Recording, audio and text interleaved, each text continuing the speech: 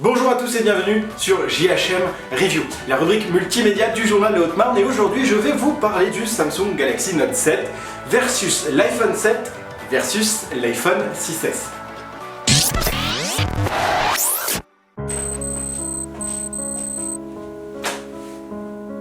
La sécurité de nos clients étant notre plus haute priorité, nous avons décidé de mettre un terme aux ventes et à la production du Samsung Galaxy Note 7. C'est donc la fin du Samsung Galaxy Note 7. Note 7.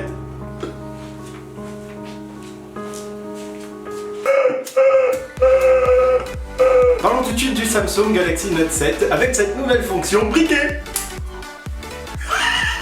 Le comité de sécurité du consommateur a demandé le retrait de plus de 1 million de produits du marché. Sans ça, il demande aussi, et somme les gens, de renvoyer tous les téléphones défectueux. Et puis même ceux qui ne sont pas défectueux finalement. Bon, rappelez-vous, en septembre, Samsung annonçait l'instabilité de son smartphone. Le Samsung Galaxy Note 7 peut s'enflammer de manière spontanée. Donc en gros, le problème serait donc la batterie en lithium-ion qui serait donc défectueuse. Une espèce de surchauffe, un petit connecteur qui fait boum. Au départ, il voulait simplement remplacer les téléphones défectueux par d'autres téléphones moins défectueux, mais à la fin ce sont 2,5 millions de téléphones retirés du marché. Donc en gros pour Samsung c'est la chute de ses actions à travers le monde, la confiance des consommateurs aussi a vachement chuté. Du coup on estime à plus de 10 milliards de dollars les pertes pour Samsung. Et oui, Samsung projetait de vendre plus de 10 millions de téléphones sur le cycle de vie de ce dernier. Le pire c'est que ce téléphone là n'était pas si mal, seulement 0,01% des téléphones étaient défectueux sur 2,5 millions. Passons tout de suite à la comparaison de l'iPhone 6S versus l'iPhone 7. D'un point de vue design et taille de l'écran, les deux ont la même taille et le même écran. La simple petite différence se trouverait ici, au niveau de la caméra. Sur l'iPhone 7, la caméra est plutôt bien finie, bien travaillée, avec des bords arrondis et on a un flash 4 LED. Sur le 6S, la caméra ressort d'une manière très brute, très moche, très mal finie, et le flash est donc de 2 LED. Gros changement pour le 7, c'est du Force Touch, c'est plus un bouton cliquable, vous pouvez plus enfoncer votre doigt dans le bouton, il n'y aura plus de saleté qui sera intégrée ici. Je pense qu'ils l'ont fait juste d'un point de vue déjà design, mais aussi pour un point de vue étanchéité. Du coup, fini d'appuyer comme ça. Vous entendez le boucan? Sacré bruit, regardez là. Silence. Donc voilà, on vient d'aborder le thème de l'étanchéité. Eh oui, comparé à celui-ci, donc qui est le 6S, celui-là, le 7, donc est donc bel et bien étanche. D'un point de vue de luminescence, l'iPhone 7 est donc plus performant, plus lumineux, mais avec des tons plus chauds. Donc en gros, l'image est un petit peu jaunie quoi.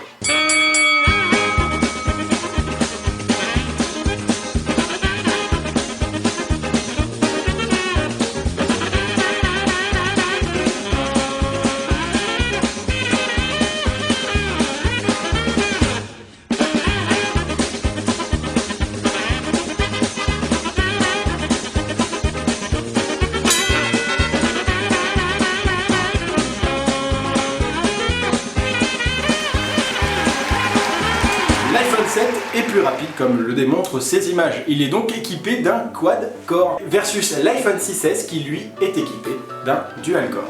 Parlons tout de suite de l'outil le plus utilisé sur les smartphones, c'est donc l'appareil photo. Les deux téléphones sont équipés d'un appareil de 12 millions de pixels. Mais où est donc la différence? Elle vient dans l'ouverture.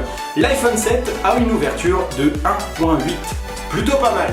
Et le 6S a une ouverture de 2.8. Pas mal non plus, mais moins bon que le 7. La différence donc au niveau de la vidéo pour ces deux téléphones, c'est qu'il y en a un, il va vous filer le mal de mer. Et non, c'est pas l'iPhone 7, c'est bien l'iPhone 6S. Et oui, l'iPhone 6S n'est pas équipé d'un stabilisateur intégré. L'iPhone 7, lui, il l'a. En plus de ça, l'iPhone 7 a donc un flash de 4 LED, ce qui donnera donc un peu plus de lumière lorsque vous voulez faire des photos en basse luminosité. D'ailleurs, sur l'iPhone 7, vous pourrez donc obtenir des fichiers RAW, des fichiers qui sont donc utiles pour retravailler l'image de manière professionnelle. D'un point de vue batterie, l'iPhone 7 a une petite longueur d'avance sur le 6S. Oui, bon bah, il tient un peu plus la charge. Voilà, entre 1 heure et 2 heures de plus de gagner. Bon bah, c'est pas énorme, mais c'est déjà ça. Une dernière innovation qui est donc plutôt non pas visible mais audible, c'est donc l'apparition du stéréo dans le téléphone 7. Le son va donc sortir ici et ici. Voyons tout de suite la différence.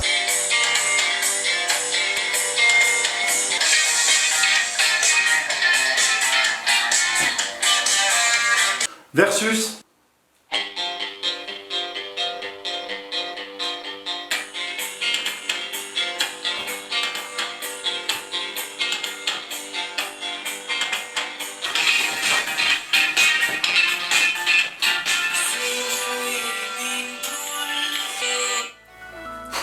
il marche pas trop. Parlons tout de suite des tarifs. L'iPhone 6S dans le temps est donc vendu pour un 16 Go 749 € versus l'iPhone 7 qui est lui donc vendu en 32 Go pour 769 €. Les prix de l'iPhone 6S pouvaient monter pour un 128 Go à 969 € comparé à l'iPhone 7 qui lui pour 256 Go est vendu 989 €. En conclusion, l'iPhone 7 est plus performant que le 6S. Mais ces différences ne sont pas énormes. Voilà pourquoi je vous donne mon opinion personnelle et je vous invite à ne pas acheter tout de suite l'iPhone 7. Je vous conseille tout simplement d'attendre la sortie de l'iPhone 7S, donc septembre 2017, pour pouvoir bénéficier de plus de nouveautés. Attends, well, say gonna win. Je vous avais parlé d'un jeu. Abonnez-vous et tentez de gagner donc une power bank de 2200 mAh. Alors c'est très simple, il suffit juste de vous abonner. En bas là vous voyez un petit truc rouge qui s'appelle s'abonner à la chaîne.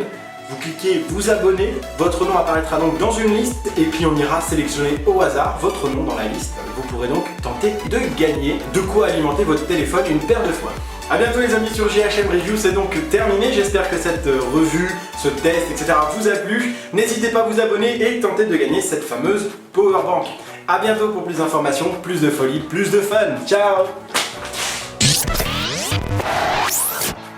Rien que pour vous, la semaine prochaine, je me déplace à Paris. Mais c'est juste parce que je veux tester des jeux et des trucs de fou pour la Paris Games Week en exclusivité. Rien que pour vous sur GHM Review.